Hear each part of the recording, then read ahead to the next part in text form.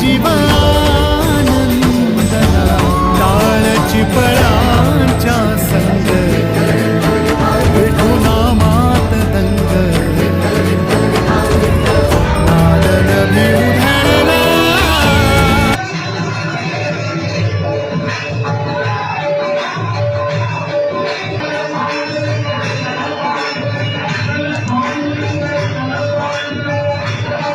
अत्यंत सुंदर असं विठुमाऊलीचं रूप गुलाब जलामध्ये न्हावून निघालेलं आहे.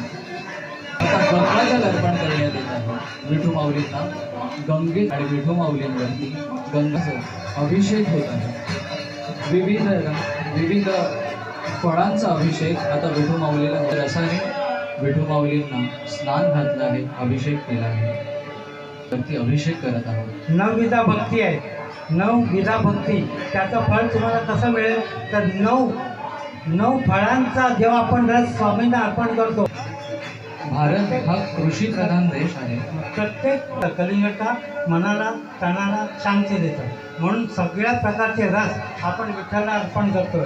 आणि श्रीफळ म्हणजे नारळ, देवाची करणी नारळात पाणी, तर ते पाणी ओम प्रार्थना पूर्वक नमस्कार समर्पयामि. मध्ये आहे त्या हळदीचं जलाचं अभिषेक